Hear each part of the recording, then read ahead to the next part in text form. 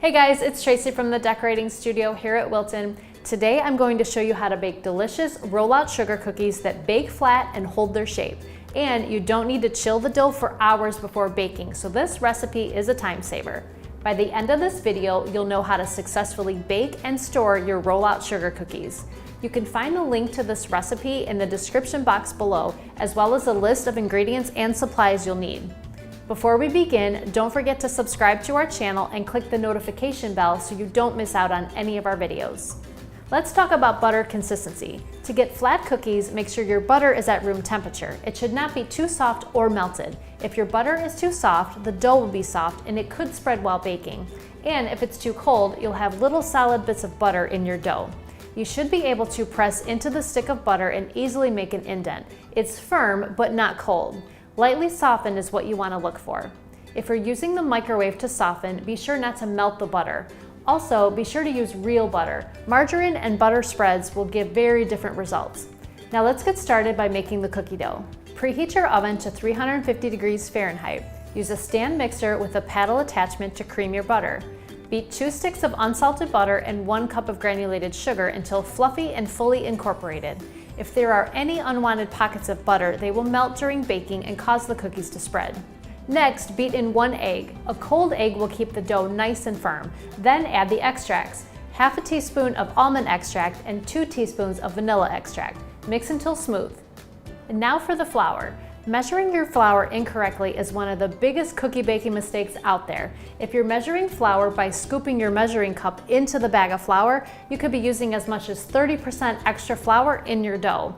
That's going to make your cookies dry and tough. So don't scoop the flour or pack it in, just spoon it into your dry measuring cup. Check out our video on how to measure ingredients properly in the description box below.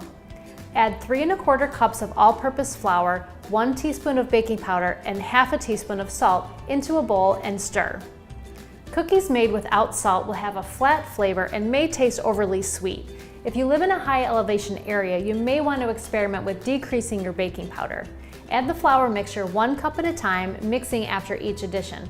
Properly mixing the dough will ensure the cookies don't get tough.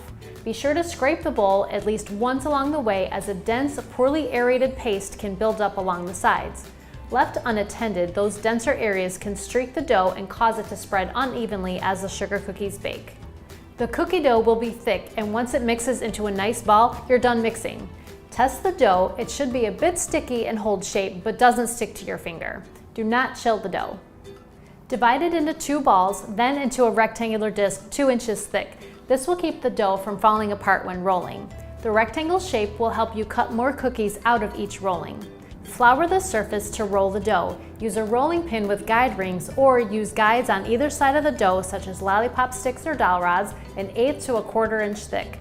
Set 2 of the same size dowel rods or sticks on the counter on either side of the cookie dough and roll over them. Sprinkle a little flour on the surface and on top of the dough, but be careful. Too much flour can make the cookie tougher and cause dry spots that trap air.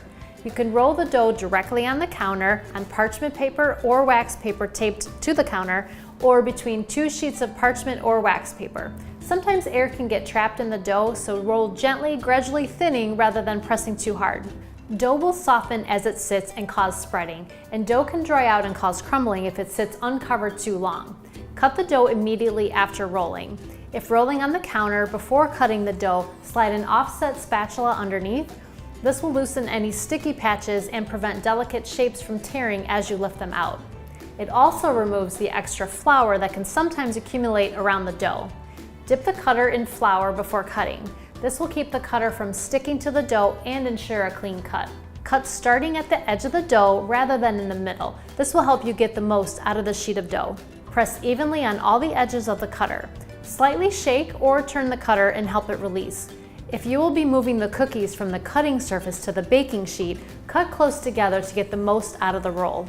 Use a small offset spatula or a cookie spatula to move the cookies from the rolling surface to the baking sheet. Leave enough space between cut shapes on the baking sheet for the cookies to puff a bit when baking. For best results, use an ungreased baking sheet. If rolling out on parchment paper, after removing the excess dough, transfer the whole paper to the pan.